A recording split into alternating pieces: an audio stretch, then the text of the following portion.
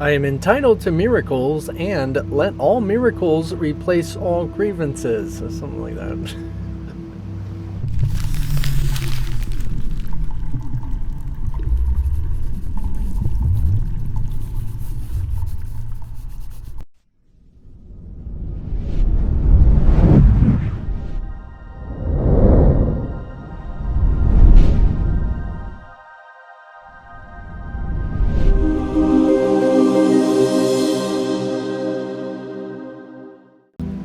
I am entitled to miracles because I am under no laws but God's. Wait. Bingo! So it is definitely this adjustment that's being made. And please, you can't always expect immediate results in so many different ways until you actually know what you're doing. Okay? So you're going to be able to put this into practice. You're going to have opportunities to put it into practice. But you're not going to know what you're doing. But you're going to try, hopefully. I hope that you try. At least try to allow miracles and let it happen. So you do need to do your part, and that is recognizing that you are entitled to miracles because there are no laws but God's, right? And so you naturally, in that same way about what we talked about yesterday, last time, whenever that was. It's hard to describe, but you're attempting to do it. And so you try and do it. Try and do it. It's a little confusing, and it might just be more of a time of emergency that you might come into, these times that seem more emergency type times. And at those times, you have an opportunity. You can jump and do as much physical things as possible to get what needs to be done physically. That's perfectly acceptable and fine. But then there's a moment where you have a chance to choose differently. And you have to recognize where choosing is happening. So that choosing is happening from that dreamer perspective. You're given opportunities to perform these things, to do these things, because you're learning what the dreamer is. Okay? The dreamer wants to know itself. The love wants to know itself. But if you're going to forbid it, then it won't know itself through you. But it will know itself regardless. It always will. And that's the thing about what this is about, is your grievances might come cloaked in fear. Absolutely. Terrifying. And there are so many different things that you make up all these ideas about the world of what is good and what is evil. It's absolutely terrifying no matter what direction you go. No matter what. And you talk about, oh, you go to the evil side. Oh, of course that's terrifying, right? Obviously. But even the light is terrifying. Even the light can obliterate you. Even it's like, wow. You can't do anything without being terrified. Now that has nothing to do with either side. It has nothing to do with that. It has to do with you're just plain chicken shit.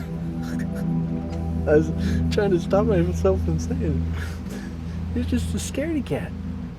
So am I. We're just terrified.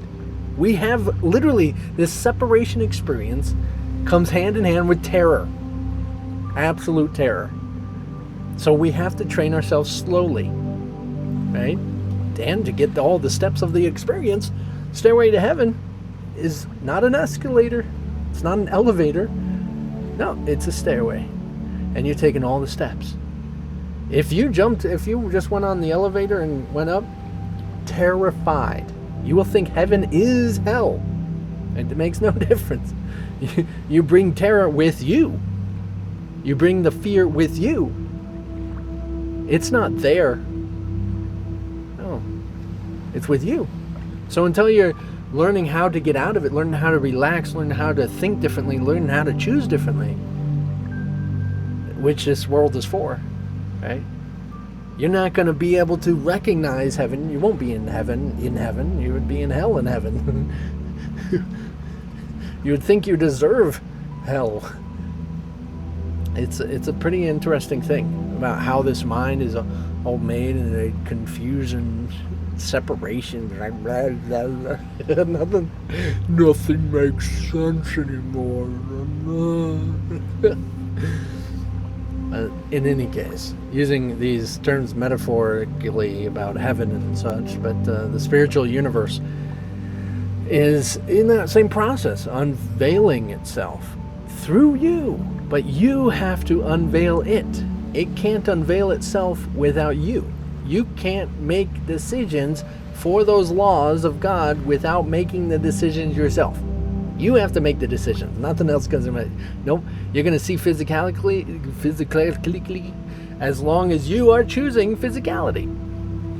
No one else, nothing else is going to get you or the rest of the world past it. Only you can. It's like literally salvation rests on you. I still can't. The physics. But anyway, makes no difference if you know what that means. It rests on you. The decision rests on you, not anybody else. We're like waiting for one person. Because guess what? Okay, it gets a little more complicated again, but we're all in separate universes. And you are the savior of your own universe. Yep, you have to do what Jesus did. You have to do it. If you don't do it, we're all lost. But in a good way. I mean, it's fine. It's fine. We're just not moving on. We're all redoing this whole thing with you. Pinnacle? Is it Anyway, it's rest on your decision alone for all of us. We believe in you. You're ready. Yes. Oh man. Did you ever feel so much weight on your shoulders? Woo!